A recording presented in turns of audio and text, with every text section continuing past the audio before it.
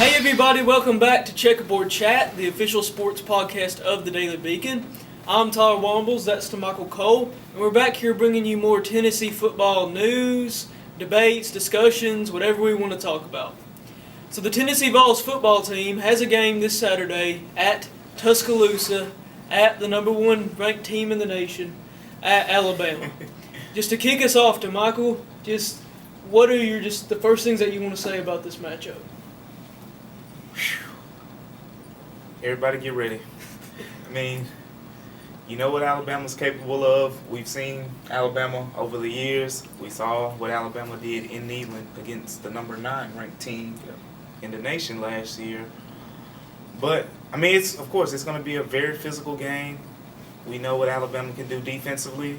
You know about Jalen Hurts as a quarterback offensively. Just put your seatbelts on and just try to hold on for the ride, because it will be a ride.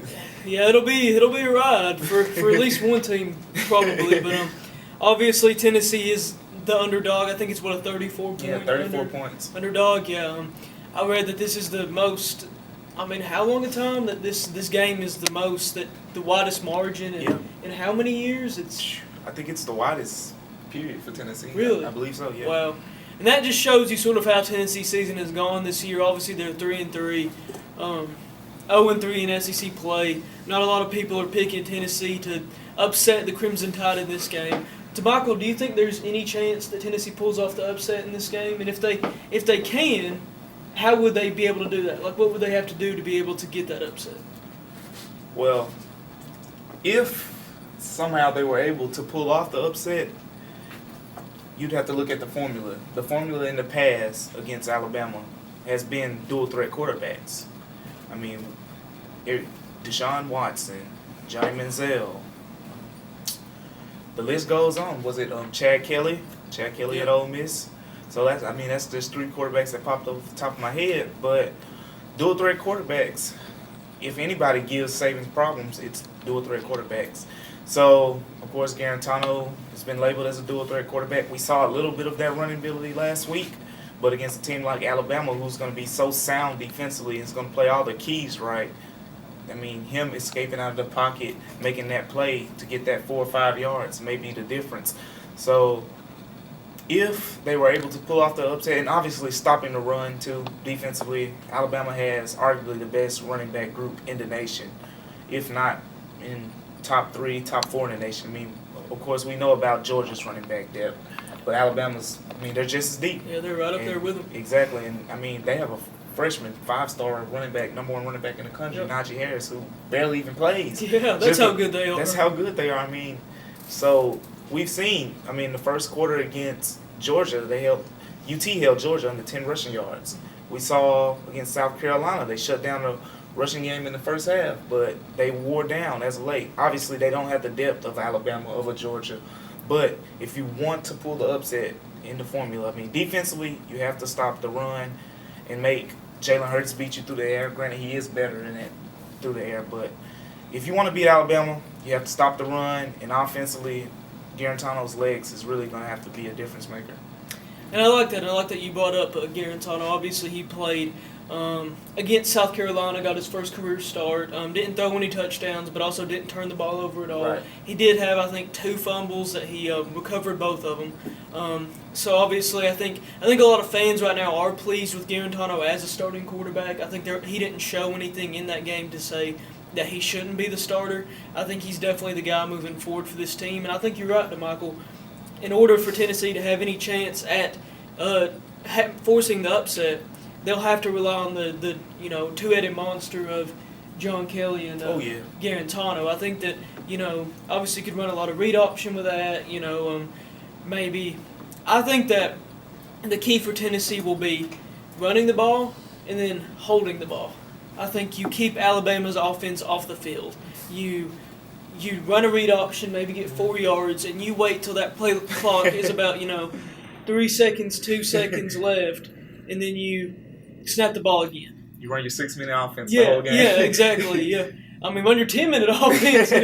It's I think that's really the way that you that you attack Alabama, because if you just go 3 and out against Alabama and you let that offense keep getting back on the field and back on the field, this game could it'll be a long day. Yeah, it could get ugly really quickly, and I think that's what Tennessee has to do is really just run the ball, keep the ball in their possession, don't keep going 3 and out. Obviously defensively they have to make the stops, but I don't know if this team does have it in it to force this upset, but if they do, I think that's what you do. Obviously, DeMichael, we talked about dual threat quarterbacks a little bit. You talked about Jalen Hurts a little bit. Obviously, he's a guy that is in his second year in the program. He started last season, won the job. Is there anything else that you see out of him that you would just want to throw out there? Yeah, I mean, he's electric. I mean, he's second on the team in rushing. We talk about all the talented running backs they have, but the second leading rusher on the team is Jalen Hurts. Yeah. But he has the most carries on the team. Yeah. More carries than Damian Harris, more carries than Scarborough, more carries than Najee Harris. And in any level of football, that's not very typical.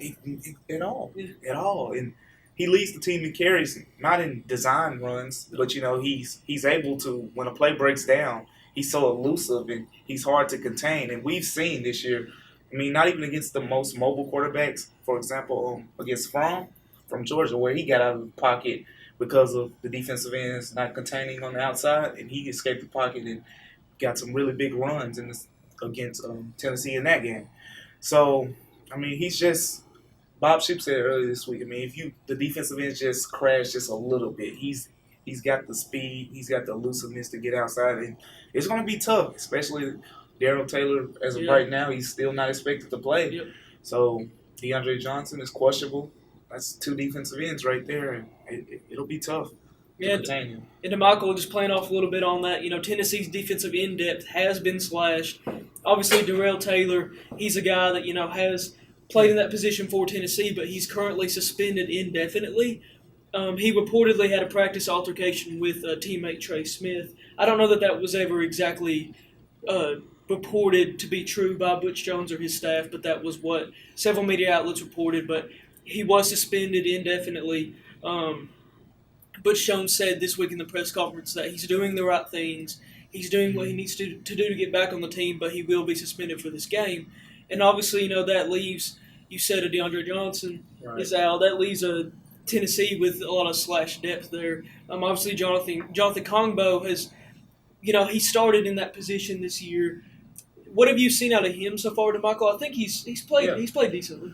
He's played decently. I don't think the production is there that you would want from one of the top JUCO defensive ends coming to Tennessee at the time. I mean, when they recruited him, he was expected to come in. And granted, last year he played a lot of defensive tackle too because of injuries. Yeah. But he's not producing to the point what you need out of a starting SEC defensive end, especially when you're missing a guy like Darrell Taylor. You want him to step up and fill that void. Of course, I mean, there's only one Derek Barnett. Yeah, that's true. I'm not saying Derek Barnett type production, but you want him to. I mean, I haven't seen a lot of pressures on the quarterback from him. Yeah, you want them to maybe force some double teams so you can get some easier matchups on other guys. And because I mean, we all know Bob Stoops likes to blitz. Yeah. But I mean, if you don't have to double team guys like Taylor, then the blitz can be picked up easier. So, I mean, not Taylor, excuse me, but Combo. Right. But the blitz will get picked up easier like that. So, yeah, I mean, they'll need more out of Combo, but they'll need more out of guys like Kyle Phillips, too. Kyle Phillips will have to play big. Matthew Butler, who was the freshman, he saw time in the last game, and they'll need more out of him as well. And another position I want to talk to you about, DeMichael, is safety, that defensive back position. Obviously, you and I were talking about it earlier. Yeah, right. Obviously, Butch Jones did announce that Cheyenne LaBruza is going to be out for the rest of the season, obviously, and so that sort of that defensive back rotation, that sort of not just safety, but all the other, corner, nickel, that sort of takes the depth out of there. Obviously, Micah Abernathy is a guy who's played. He did leave, I think, was it the Georgia game or the South Carolina game? South Carolina game. Yeah, and then Theo Jackson came. Right. He's a freshman. He came in and replaced him, and that just sort of sparked a little bit of debate about, what, if one of those guys goes down, who would go in. Obviously, you go into the season, and I think Todd Kelly Jr. and Evan Berry are going to be your 2 guys at safety. Todd Kelly Jr. is out for the season. Evan Berry, we don't exactly know what's wrong with him, but he's not playing. Yeah. So just what are you seeing out of that position right now, and what do you expect from that position group on Saturday? Well, the good news is the guys that they do have playing right now have played pretty good. Nigel Warrior has been one of the most impressive players on the defensive unit so far. And Micah Abernathy has made a lot of big-time tackles as well. I mean, game-saving tackles.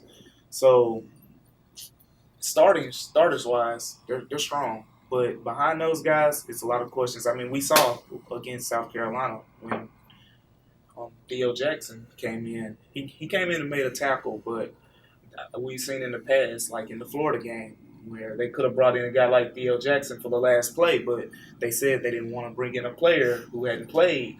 Right. And so, in that situation, they didn't want to bring in a guy who hadn't had any experience. So the main thing now is you want to get these guys experience, so in these situations they can be comfortable. But yeah. Okay, and I like the info you gave us there. But sort of switching gears now. Don't talk about football anymore because we can only talk about this matchup so much. But obviously there is some news coming out of Tennessee basketball this week. Obviously it was the SEC Media Day for SEC basketball teams. Obviously the media poll that they do every year did come out, and Tennessee was ranked it's an order of finish. So the numbers, like Kentucky was number 1, so they're ranked to finish first in the conference. Tennessee was ranked 13th out of 14th. 13th. So second to last place. DeMichael, do you think that's an accurate representation of what this Tennessee team brings to the table? And what are some of your predictions for this upcoming season? I was mildly surprised by it. I mean, I thought that this team would be somewhere in the 10-ish range preseason. Yeah. Simply because they do have a lot of pieces coming in. They did lose a guy like Robert Hubbs last year. But I thought they'd be a little higher. I mean, they had two JUCO transfers coming in. I mean, one guy in James Daniel, who was one of the top scorers in NCAA just 2 years ago. And then you bring in a guy like Chris Darrington, who Rick Barnes said was the best player on their trip to Europe. He was the best player on the team. And up front, they're getting bigger. They're getting more size up front, and that's been one of the things that's hunted UT basketball in the past few years. And, I mean, he's putting a big focus on rebounding, Rick Barnes is. And basically, I mean, I think fairly this team will improve. I think this could be a borderline NCAA tournament type team. I think you could see them make the tournament. But with that 13th ranking, you could see it in a way because the SEC as a whole has gotten better. I mean, you have some new coaches. I mean, even LSU, I believe, was picked to finish last, but Will Wade seems like he's, turning them in the right direction. And a guy like Quanzo Martin was able to bring in the number 1 prospect in Michael Porter. So, and even Alabama with Avery Johnson. I mean, a lot of the teams who have generally been at the bottom in the past are sort of rising up. Bringing in talent. And UT seems like they're bringing in talent as well. But as of right now, they're not getting the preseason hype of more so of the other teams. I think they'll be better simply because they're a bigger team. Rick Barnes is an excellent coach. He's putting the focus on things like rebounding, and also he says physically, this team is physically tough. I mean, it's the toughest team that he's had since he's been here. I mean, they have that depth at nearly every position. They're 2-3 deep at every position at least. So that's the main difference with this team. They have depth, and I think with that depth, I mean, you can withstand a couple injuries, and they should be stronger. Yeah, and I think that's interesting. I think another interesting, topic with this team right now is Rick Barnes. Yeah. Obviously, it's his 3rd season with the program. Last season, they were 16-16, I think. 16-16, yeah. I think so. Somewhere in that range. I know they were 500 exactly. I think it was 16-16. But anyways, one thing I think that's interesting about the situation is, Rick Barnes is one of the few coaches at coaching at one of these major Tennessee programs at UT that is not on the hot seat. I knew where you were going. I mean, if you think about, what's true. going on with Butch Jones right now. Right. Obviously, with the Lady Vols, Holly Warlick, Yeah. I think if she doesn't produce this year, last year there was a lot of talk with her about, a lot of people wanted to change. And I think this is a really big year for her in terms of her job security. And I think those are the 3 major sports, the football and the 2 basketballs. If you want to go a level baseball lower, even got a new coach. Yeah, so. I was going to say, Tony Vitello's taking over baseball. Dave Serrano resigned. He was probably going to be fired if he didn't resign. And then obviously softball they're fine. Yeah, I'll say the Weeklies just got a contract extension. But I think it's interesting to see. Rick Barnes. He's a guy that you don't hear any of that about. Obviously, he hasn't had an amazing record in his 2 years here. I think he's Right. lost more games than he's won so far, but you don't hear any of that talk about, oh, we need to replace him.